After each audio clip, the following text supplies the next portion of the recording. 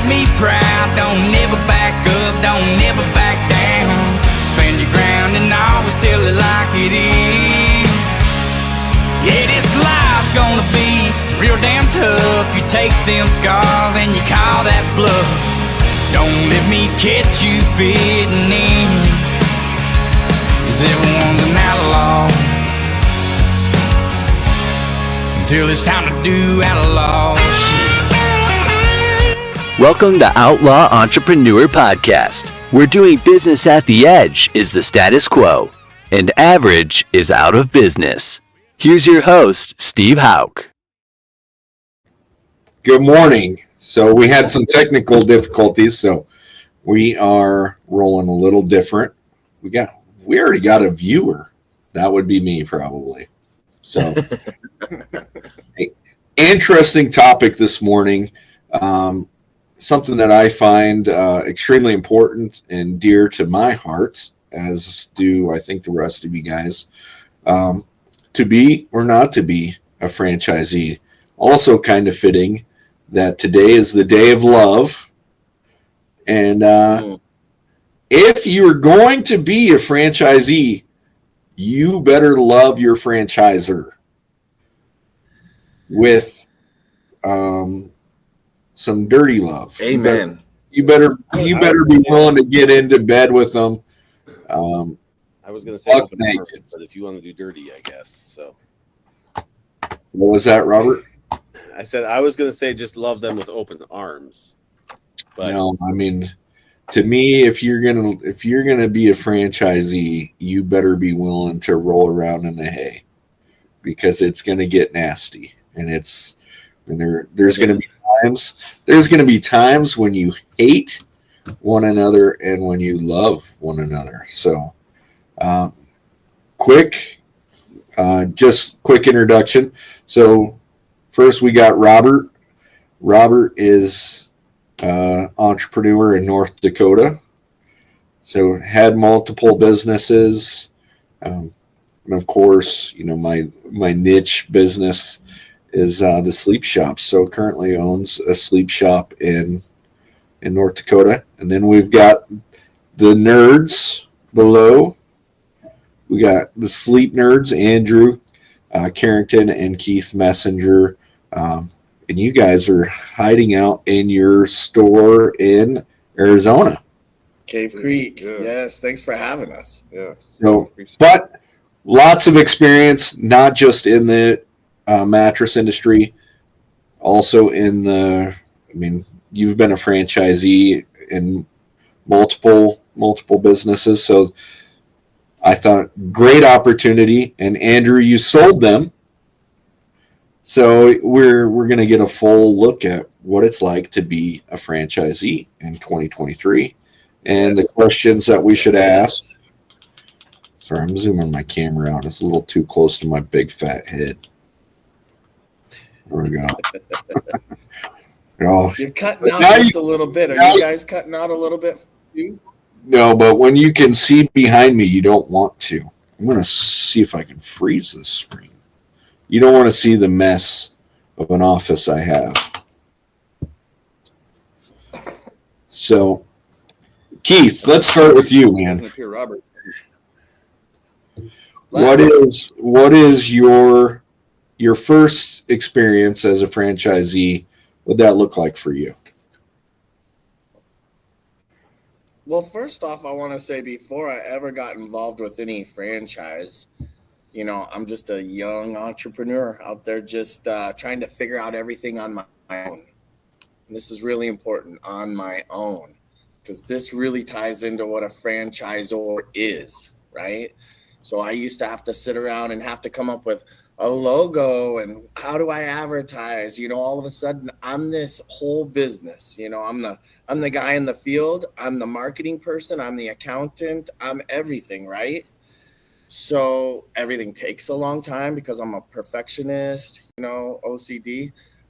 Once I got introduced to franchise, it was Serve Pro.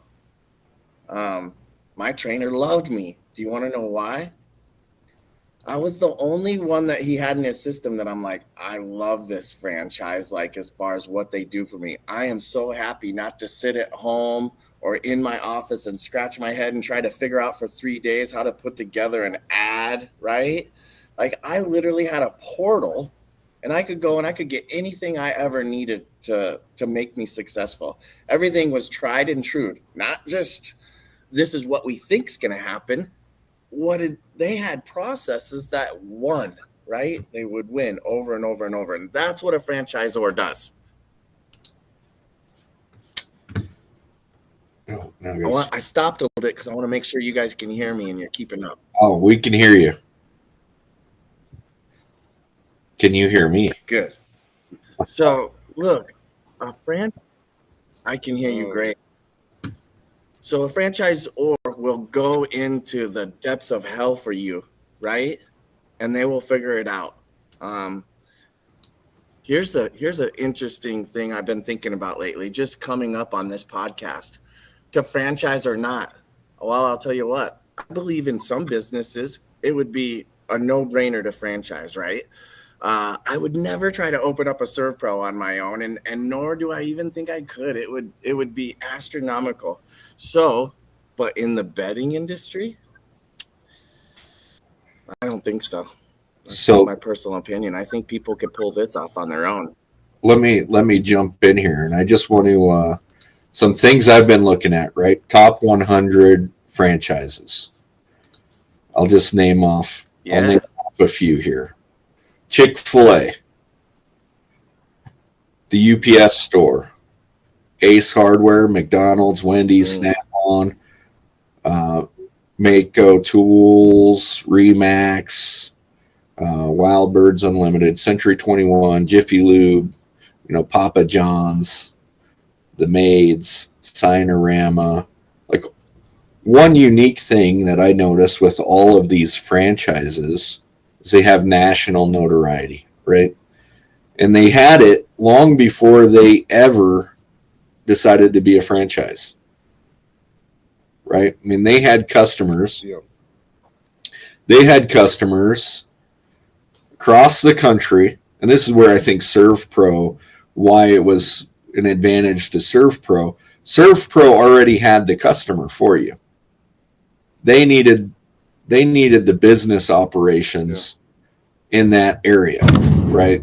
I mean, they have national contracts. I mean, they have, they're in with insurance companies. Yes. Right? You have a built-in customer base in a proven marketing platform. Now, when we look at the mattress industry, outside of Mattress Firm, there's nobody that has a national footprint. Nor is there any uniqueness to anything that we do, right? Like, I mean, there's 100 sleep shops. Also, I think when. Go ahead, Andrew. Yeah. Oh, sorry. I was going to say, when I think about that list, when you actually listed off that list, there was something that kind of stuck out to me.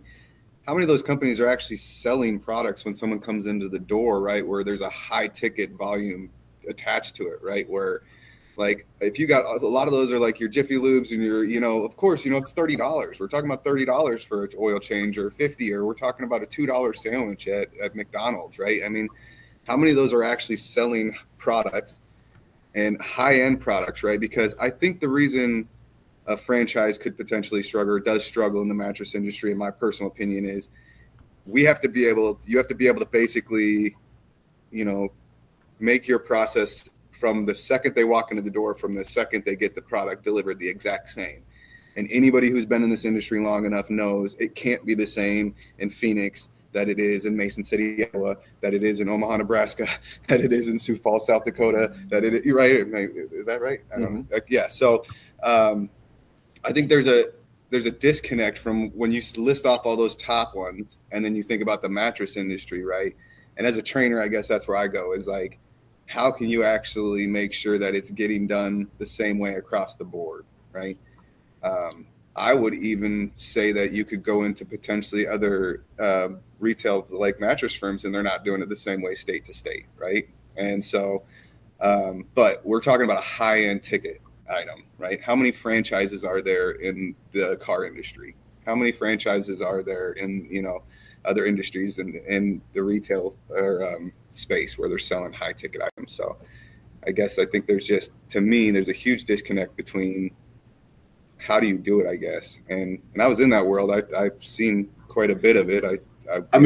I guess just to interrupt, I think the only one that I've seen successfully with high ticket value would probably be jewelry stores, right? Yeah.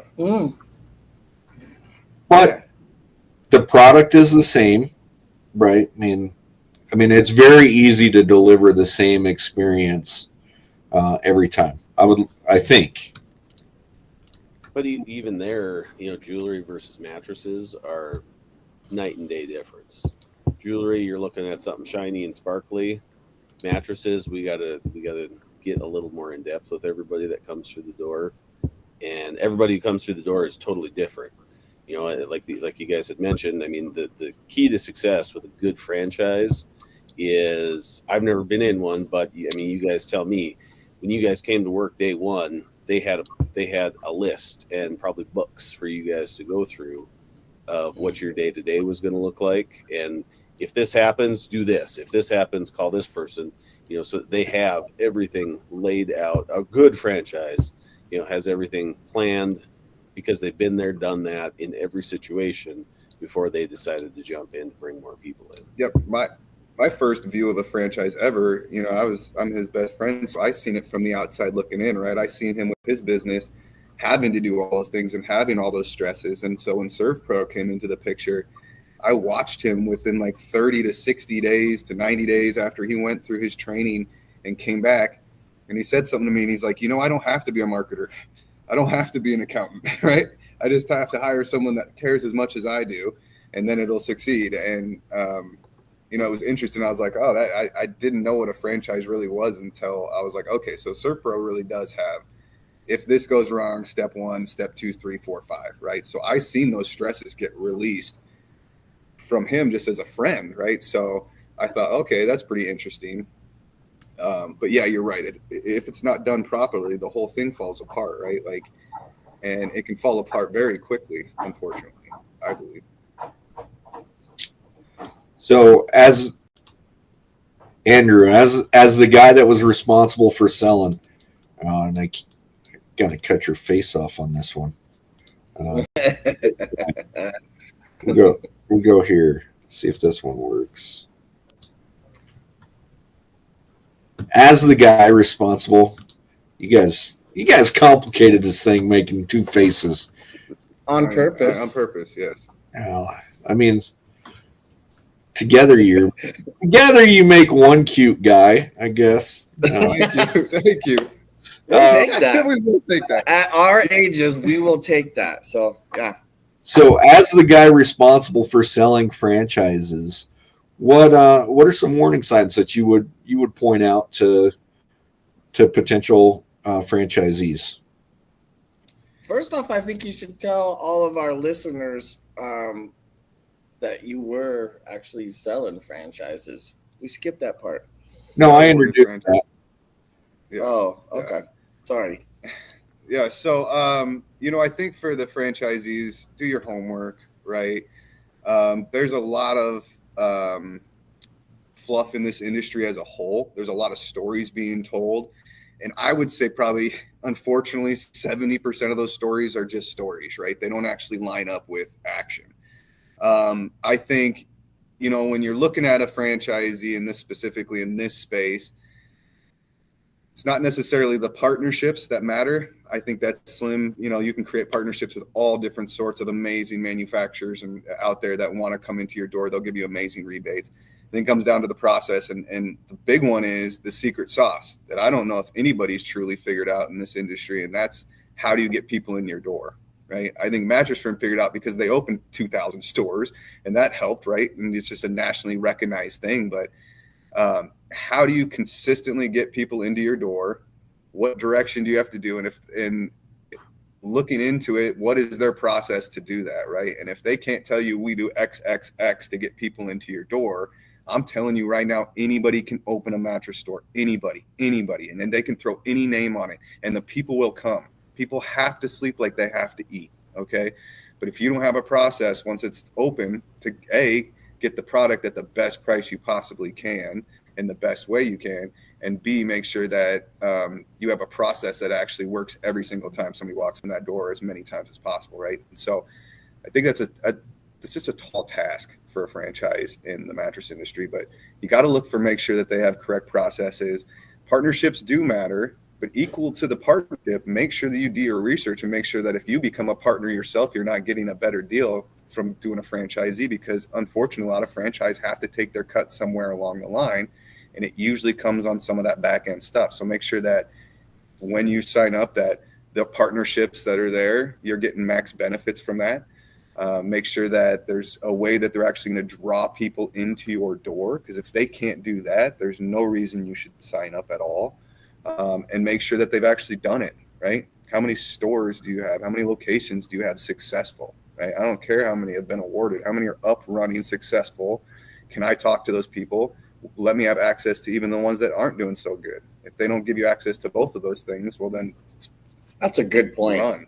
I think that's probably the most valuable information you can get, right? Is talking to current franchise members, right? Finding out not the ones doing good, right? Find out the ones that are struggling to see what you can do differently. So, I mean, to skip outside of, I think what we're talking about today doesn't just apply to our industry. It applies to all industries, right? I mean, the most important aspect of any business is the customer. I would look and make sure that the customer exists, that the need isn't being met. So just because it's a franchise doesn't mean that you're going to avoid the same principles you would of starting your own business, right?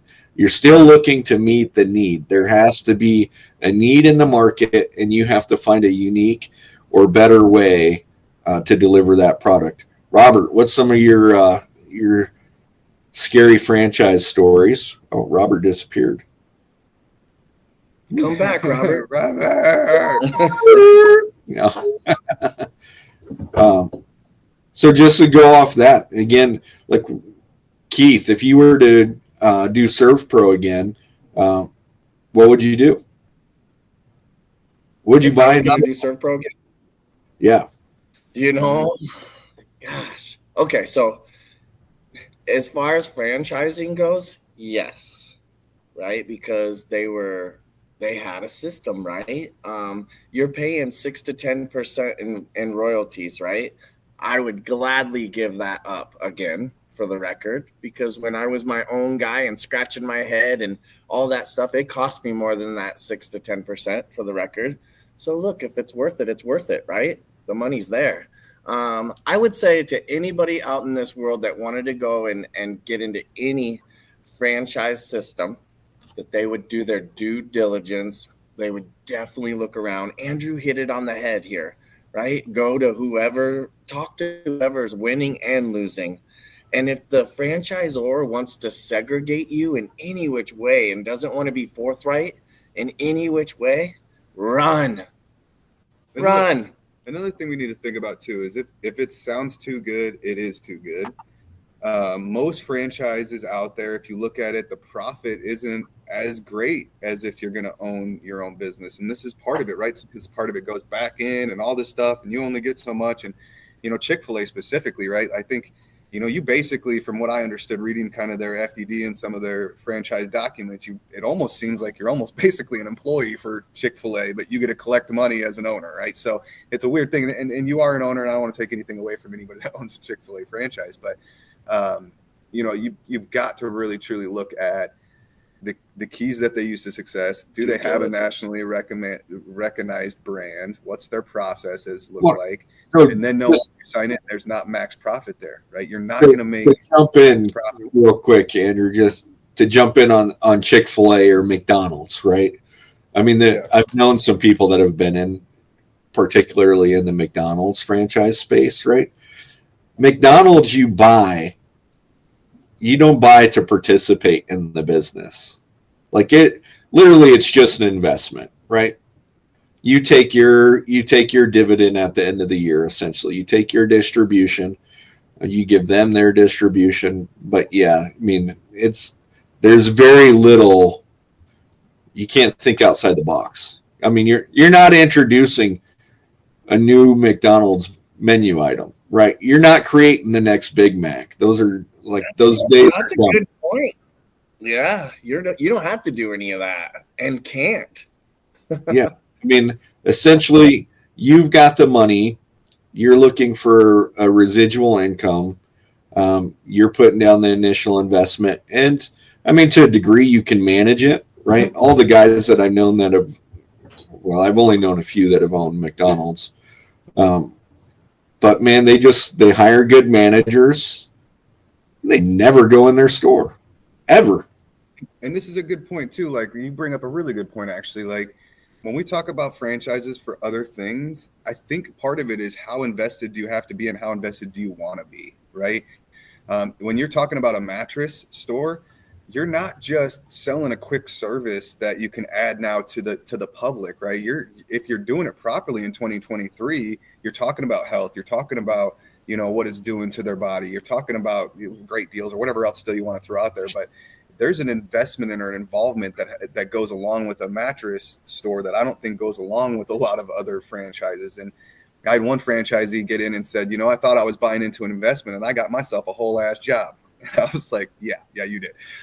Yes. That's reality, right? You cannot be a hands-off, I think, franchise owner in the mattress space. I think you got to be invested. You've got to be out in the public. You got to be guerrilla marketing. And I don't agree. Doing stuff other people will. See, and I don't agree with that at all. It's one thing that I don't agree with Andrew with is if it was set up to be a fully managed franchise, I believe it can be. ServPro came out and that was their system.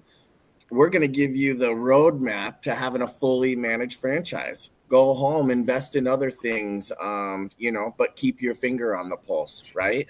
So if this mattress franchise was set up that way, I believe you could achieve it, right? If it was tried and true, right? So there's a mix there. I'm still going to hold to this real quick. I wouldn't do a franchise in this industry ever again. And there's a mix there of, what's the one thing that was missing there? We're talking about a mattress franchise and a ServPro or Chick-fil-A and McDonald's. Chick-fil-A, McDonald's, ServPro, they've been there, they've done that, they've been established.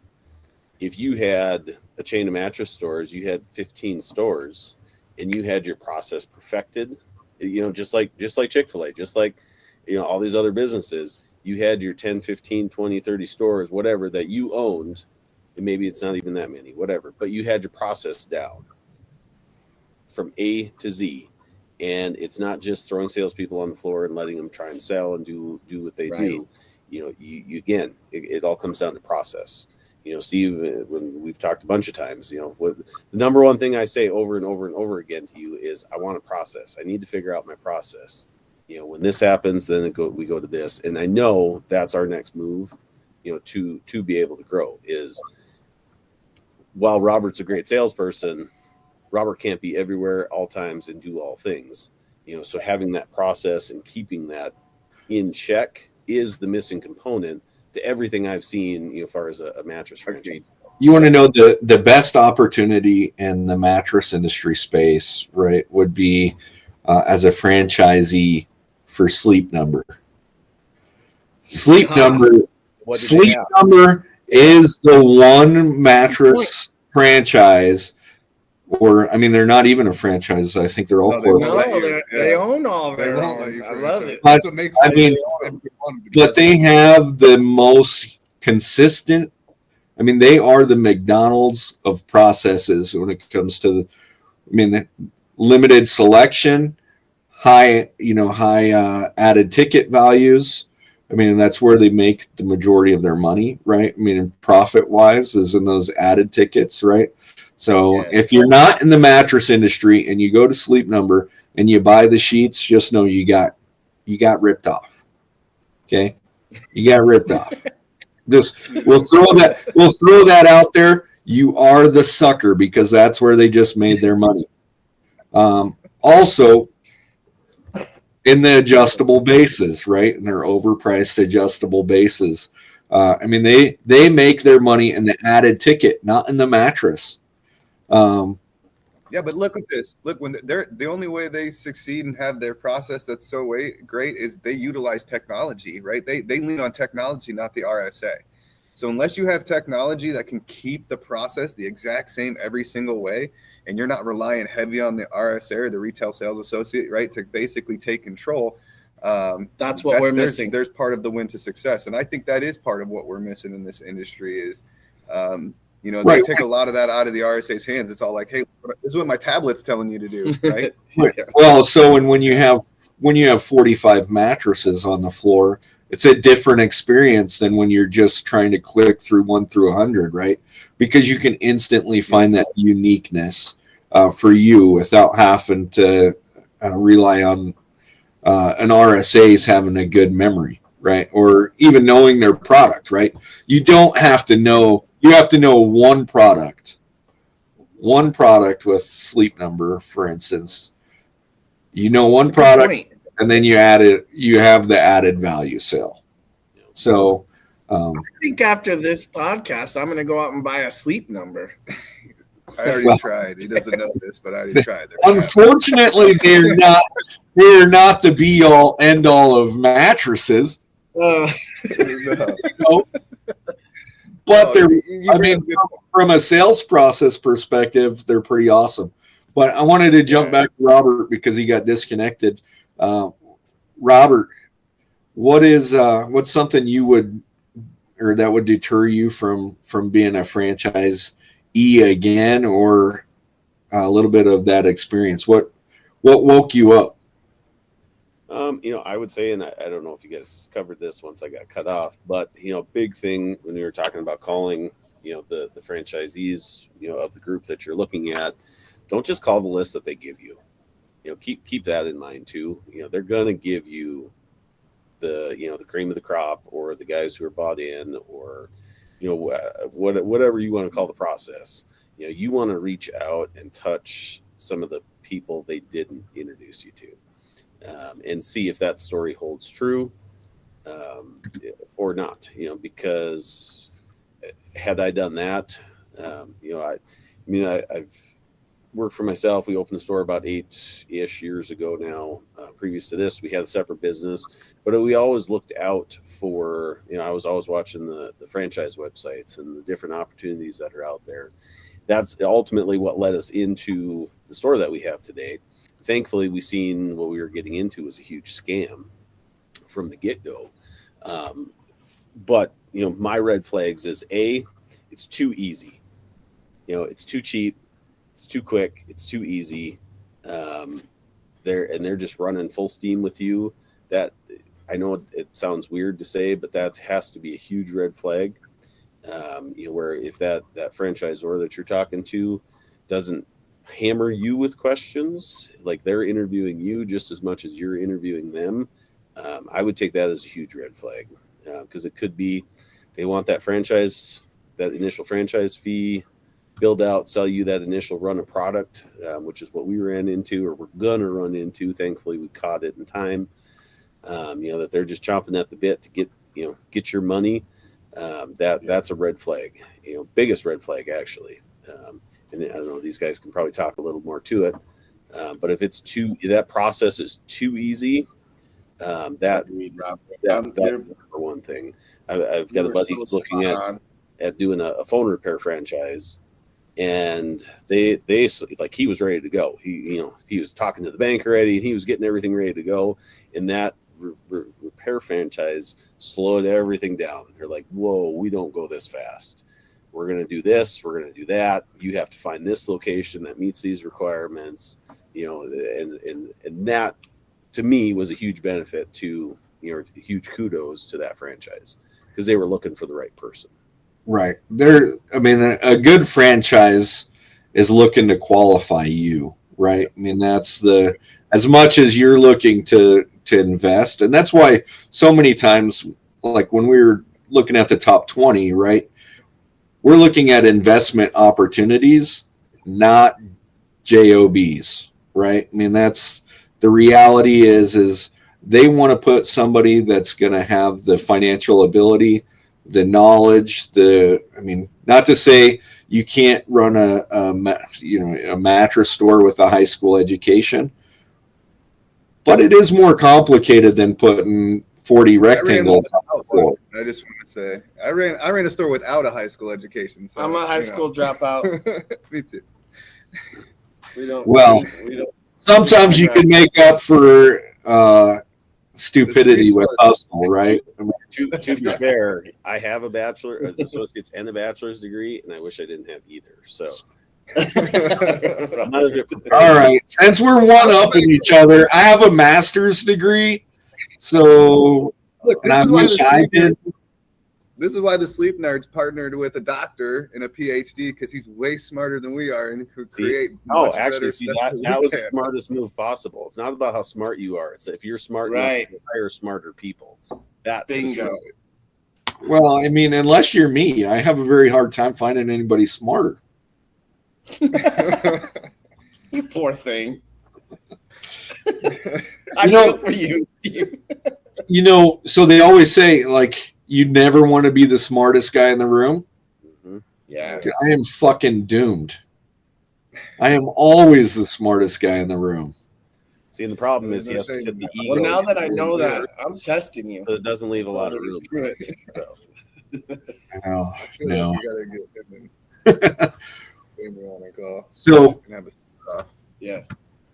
We just decided we got to get you and Sammy on a call. We're gonna have like a some sort of game show of Smart Jeopardy. We're doing trivia with you guys. Oh yeah, it's on. It's on. Actually, and I'm bringing Ben Kaysen on. You guys don't know him. I'm just random throw out, but his intelligence is up there too. Sammy and I probably went to the same school, Hard Knocks. So we're that military just we can't. Yeah, sorry guys, you just can't beat us. It's fast. Hey, I wanted to touch base on something as far as becoming a franchisee. What if you're one of the very first, right? In my case, I actually opened up a franchisee. Can't really speak about it legally right now, but I opened it. I was the first. I didn't have anybody to call ahead of time. I will say this. I could have did my due diligence, though, a little bit more on, just the background of everything. But what if you're the first? What if you're the second, right? Things are different. I guess if you're the first, you're really the real crazy guy, right? So if you're the first, you should be free. Oh, well, and I to add to that, I was going to say there should be some major concessions. Like, I'm going to go on this journey with you, but here's what you need to do. Yeah, I wish I could speak on it a bit more, but really, if you're first, there's no proof of concept, right? So that's the difficult aspect of, hey, you got nothing to compare it to. So not even if you're first, if you're within the first 2-3 years, 5 years, you're working on proof of concept. It's not there yet, Yes. I mean, in the little scam I got caught up in, right? I was number 90, but you couldn't access the people that had left, right? That was you couldn't access the people that had left.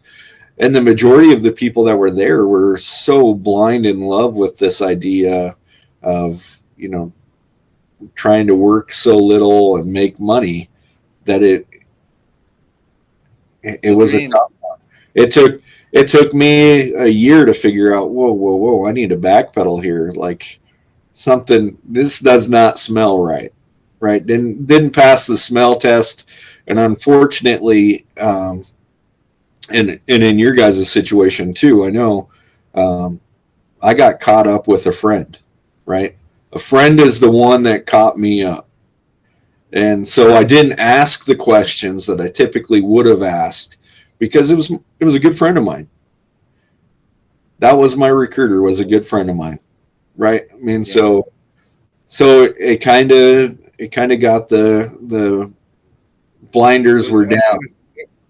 Yeah, exactly. And I'd say it was similar in how I got caught up in it, but it was celebrity of it, right? I got caught up in some of the celebrity of it versus, and then thinking they were a friend. But the second you turn your blinders on, or you stop doing your due diligence, sometimes you stop looking at deeper and deeper and deeper, the more you're going to get taken for, right? If somebody makes a comment, you need to follow the money because after sale, who's benefiting from you, right? And that's a good point, right? If they're begging for your money and then they get that money, where does that money go, right? And then, the other thing you need to look into is with this industry, everybody wants to tout like there's a 50-point margin on everything, and we know for a fact that's not true, right? So it's easy to say, well, on average, you're going to make 50 points on everything. Okay, what if you only make 41, right? And now everything's set up on you're supposed to make 50, and that variable changed interest rate, or that changes everything, right? So that's also if we get locked into a franchise and they don't have the right partnerships, and you only have certain products on your floor, and the margin's only so much, and then you can't add, you're basically stuck in this industry. Let's be honest. Like, you have to be able to have certain products on your floor that set you, not just to bring people in the door, but also that you can offer them to make either discounts or whatever, because that's what consumers still want. So I'm looking, hang on, Robert. I want to jump in here. So I'm looking at 10 major surprises that franchisees encounter, right?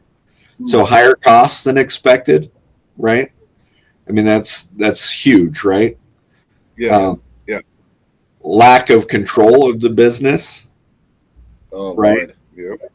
Limited flexibility. That's what you're talking about, right? I mean, what happens when you get stuck? I mean, let's just say, we can take anything out of this, but we know that it costs to finance things, right? So if all of a sudden we're financing things out 48, 60 months, right? Even though the consumer's zero interest, well, the company is paying for that, right? So we pay a percentage to buy in.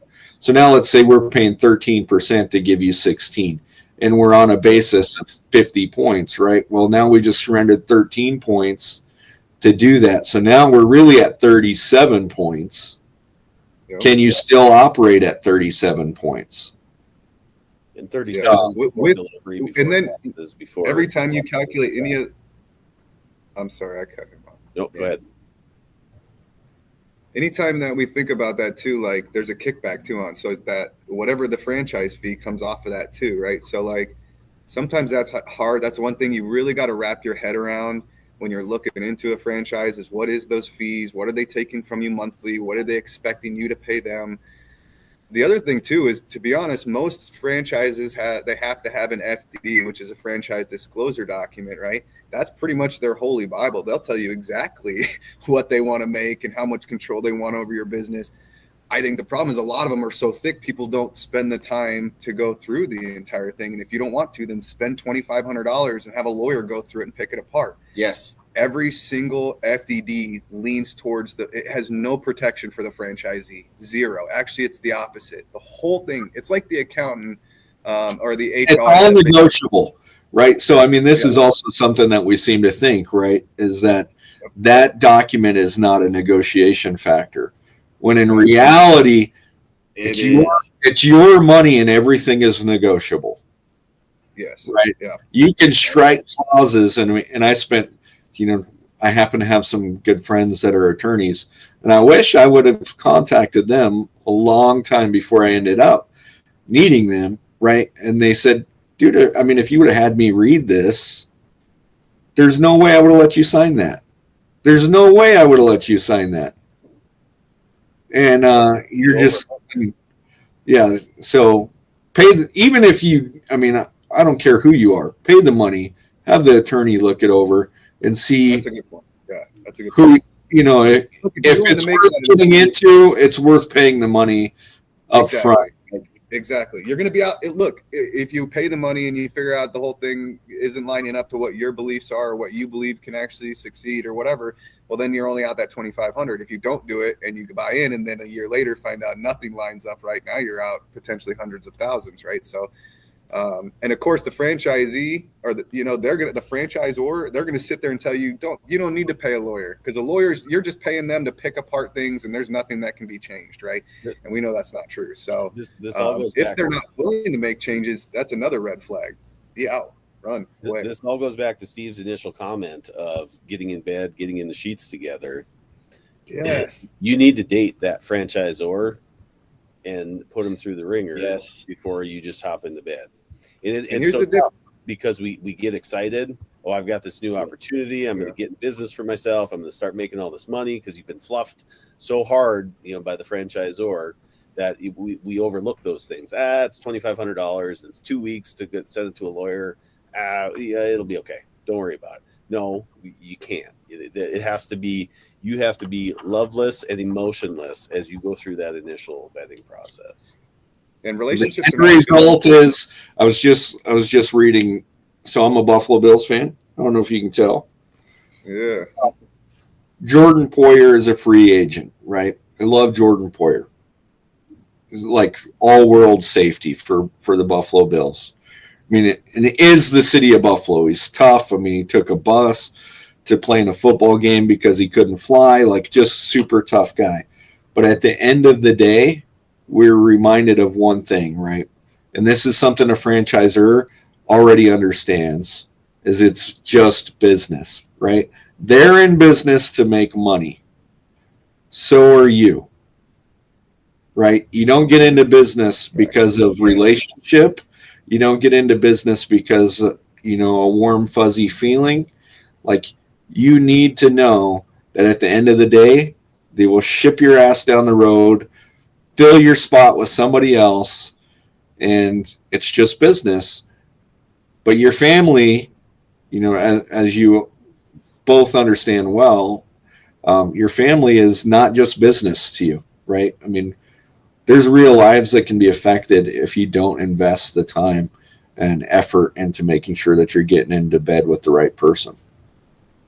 Ultimately, when it's your money at the end of the day, you need to be in charge of how that money gets spent. And you've got a vendor, let's say you're outside the franchise world, and you've got a vendor that's trying to tell you how to spend your money. You need to seriously consider whether that relationship's worth it or not. Because they will spend your money in a heartbeat and not give two squats about it. So, another thing I'm looking at some of the surprises for new franchisees, and something that I think we've skipped is the competition, right?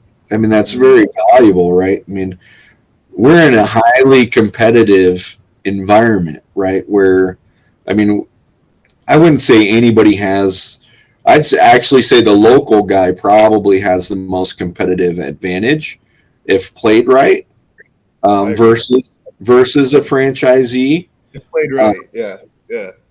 I mean, if you really target that local business, where like Serve Pro, right? Who's the customer in Serve Pro?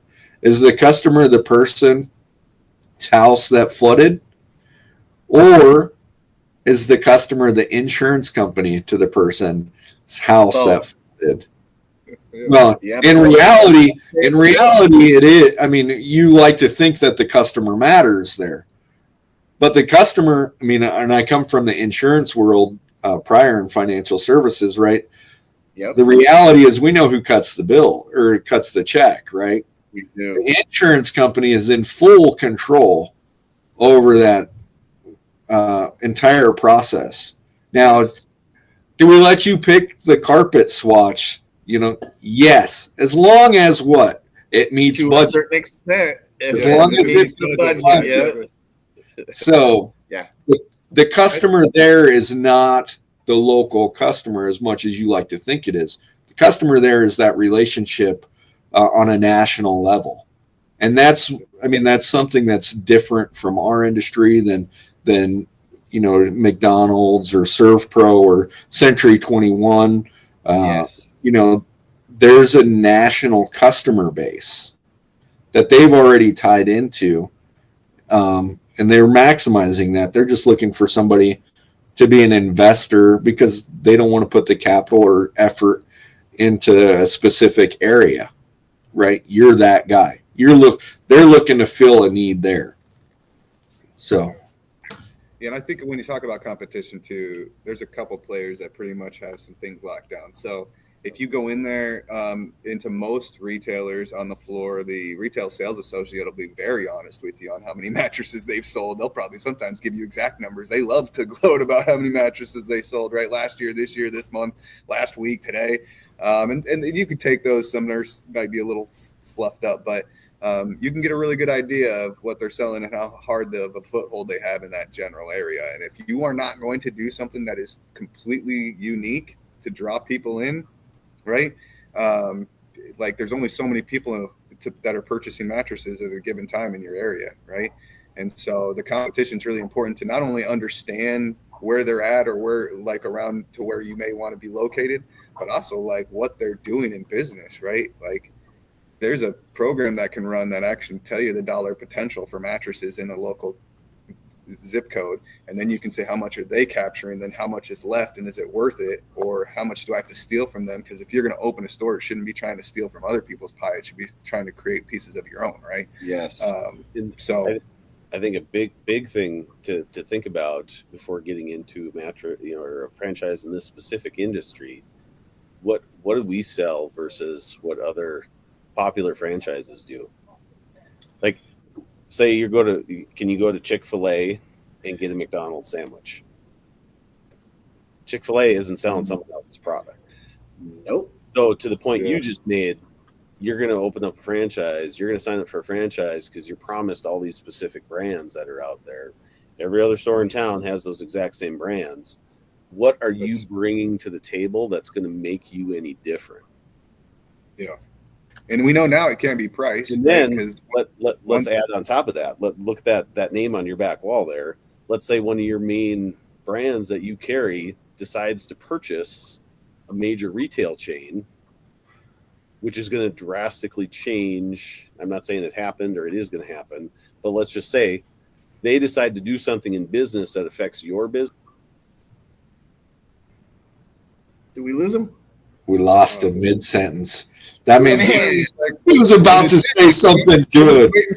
Finalize. That was right at the good stuff, too. Come on, Robert. Actually, there we go. He's back. We're like on the edge of it out for me. He keeps kicking me out. He's not saying anything, but no, it's because you got shitty internet in North Dakota. Hey, let's talk about something. How many active franchises are out there trying to expand across this country in our industry right now? Is it really a thing right now? I mean, so if we look at what Mat Firm's done, right, we've seen a huge contraction, right? I mean, they're looking to cut leases, not add leases, right? I mean, retail in general, right? I mean, not just in our industry, retail in general. We're seeing either consolidation or bankruptcy, right? So we have to ask ourselves why, right? And is that the right? I mean, dude, I love small business. Does small business win, or does the corporate franchise style win? Are we seeing what are we seeing going forward? It's an interesting world. Right, Bed Bath and Beyond, who, I mean, I have people that swear, but like they come in and they'll buy something from me, and I'll be like, oh, like check out my sheets, and they're like, no, I only sleep on sheets that I buy from Bed Bath and Beyond, and you're like, really? Because like mine are better and they're like cheaper, right? Like, I mean, and Bed Bath and Beyond's going out of business. Come on, I'll hook you up, but yeah, and then they go bankrupt. Yeah. Why? Huh? I mean, that's going to be a case study, right? I mean, why did Bed Bath & Beyond go bankrupt? Why? I mean, same with Sears and, I mean, all these big companies. Why are they going bankrupt? I mean, in the end. You see a weird pattern sometimes where they get big, then they franchise the model, then people franchise out. then they continue growth, and then the franchises continue growth, and then it usually gets to the point where either the company, the big corporation, either succeeds or fails, and then if they start succeeding, they just go back and buy all the franchisees back, and they basically become corporate stores again. How many franchise, getting back to kind of Keith, there's not a whole lot of people doing in this space because it's really hard to do all those things we've already talked about in this conversation, right? To actually hit on every one of those things where you can say, okay, I can all but, because a franchise is based off of the owner, but it's mainly based off of what can you supply me with, what deals can I make, and what kind of impact am I going to make in this community, right? And how am I different? Yes. Yeah, you got to do legit things to set yourself apart. But look, Chick-fil-A's work, but you're not going to make a lot of money at a Chick-fil-A owning a Chick-fil-A, right? I don't care how many customers come in there. You'd have to have 10 of them for it to make sense. As much money, you can make more money in a mattress store and having one store than you could having probably 5 Chick-fil-A's, right? And I'm not talking, if it's franchise versus just owning. So for me, I don't think they'll even let you own 5 Chick-fil-A's. Like that's. No, I don't think so either. Yeah, I think you get one. I had a buddy looking at it before they came. Interesting. They give you one, and they wouldn't. They get one. If you get one, you're a millionaire, though. They wouldn't let him in because he didn't want to run the store every day. So. Wow. Yeah, if you actually look though, like they're very open. Their FDD it's public. You can see it, right? It'll tell you exactly what, and then there's averages out there online that'll tell you exactly what a franchisee at Chick-fil-A is making, right, on average. Yeah, and they're super selective. What I want to, so now I just want to talk. We got about 5 minutes left. What are some benefits?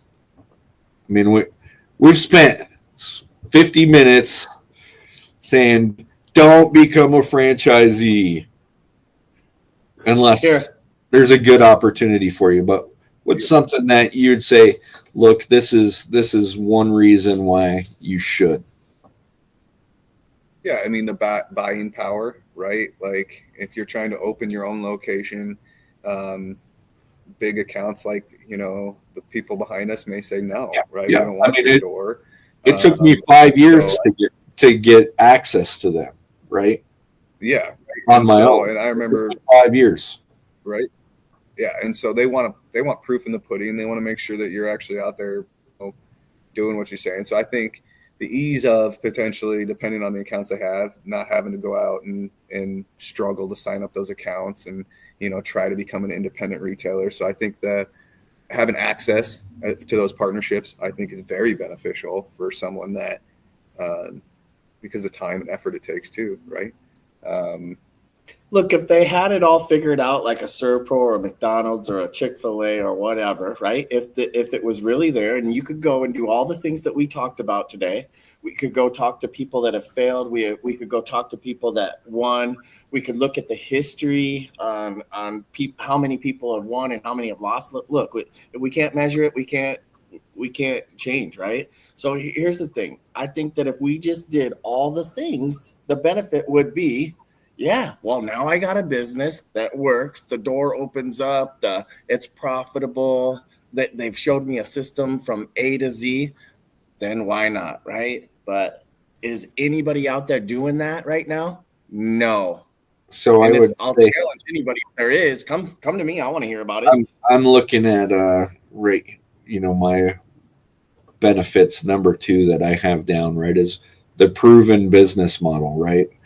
Benefit from a proven business model is that it's been tested and refined, reducing your risk and reducing the likelihood of failure, right? I mean, that's the reality is if you're going to buy into something, that there's a very little risk to losing a lot of money.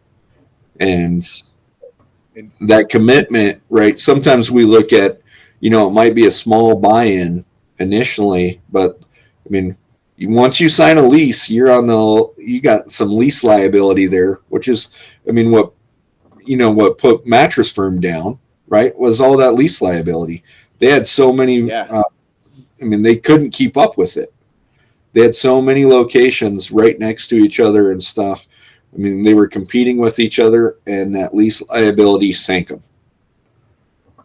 And so, I mean, there's lots of liabilities out there, so be careful of those liabilities. Robert, if you were going to franchise today, what's the one thing you look for in a franchise? I think just the process, is what I would be after, and to take care of, not take care of, but have all those little fine print things detailed out. Anybody who owns any store, mattress store, independent store, whatever, it's not the major things that take you forever to accomplish. It's the little stupid stuff, the fine print detail, making marketing, putting signs together. Case in point, I was going to take it down before the podcast, but I figured this is where am I at here? A good point here. I don't know if you want to look too closely at the spelling of that word, but there's a failure that was on my floor for 6 months before I realized there was a spelling error. So that is something that I would do for sure, Robert. See, and I wouldn't have ever known the difference, but those are the little things. Hey, nobody says we're going to learn how to spell experience. It's difficult. Hey. It's difficult. Yeah, we're supposed to hire somebody that can spell. Who knows what other little thing distracted me that day when I was making that, and that's it's helping minimize those little stupid mistakes. Because those little things are not big, but you know what? It adds up. That was an hour of my time. Creating it, sending it to the printer, going to pick it up, doing all that stuff when it could have been something else, or something else could have been off my plate. That's what I would look for in opening a franchise, is those fine print details for just someone to say, yeah, you don't worry about this. It's done. So this is going to go to my last highlight, right, is increased efficiency. Right. I mean, that's the end goal of a franchise, right? Reduce your risk, increase your impact, right? I mean, those are the benefits. However, if you're the one doing everything, you got into bed with the wrong person. Facts. Yeah. They should be there providing a value of some sort, not just taking your money. So, agreed. Yeah, the relationship isn't 50-50. It's 100%, 100%. You give 100%, I give 100%, right? And if we don't both give 100%, the whole thing's going to fall apart, right? If you're giving 50 and I'm giving 50, we think that adds up to a 100% relationship. That's not how this works, right? Like, you've got to be there. And more importantly, I think, make sure they are listening, right? I don't know if we got to make sure that everybody's listening on all sides and for what you're saying and things that maybe can be improved on. I watched The Founder last night. Oh, what a great movie. Right? And it reminds me of that scene where he's bringing them the powdered, stuff, and he's saying everybody can save money, hundreds a month, right? And they're like, no, right? We're not doing that, right? And it was probably, you should have listened a little bit better, but yeah, that's a pretty ruthless movie, actually. Yeah, it was great. I think there's a lot of positives to franchises if done properly. Right? That's the key. If done properly. There's so many not doing it properly. So I feel like I've been in the system with a top 10 franchise and then a system with the top 1,000, right? Or bottom 1,000. I feel like I could pick out a good franchise now, right? Just live in both sides of it. So the end result is, if you want a franchise, watch the damn podcasts. Yes, or call Keith Messenger. Call Keith, call me, call Robert. We'll point you in the right direction. Just depends on how involved you want to be, right? I think a good franchise, a good one, a really good one, there should be no need for you to really be involved, right? It literally operates without you. Yes. That's the design of a franchise, right? Is that it literally operates without you. You're not creating. If it can't, what are you paying for? Right. You're paying them lots of money. So what exactly? Be a good steward of your money. What are you paying for?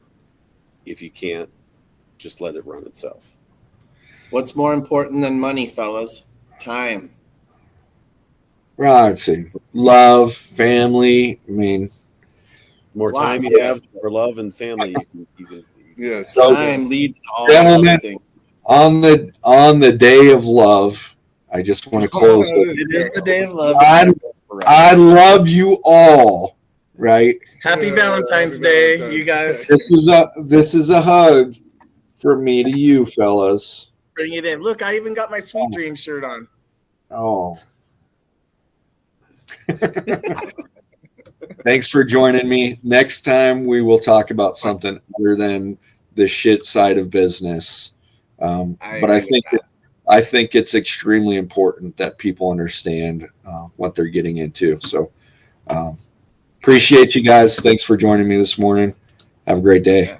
You too. Thanks. Thanks, buddy. You guys too.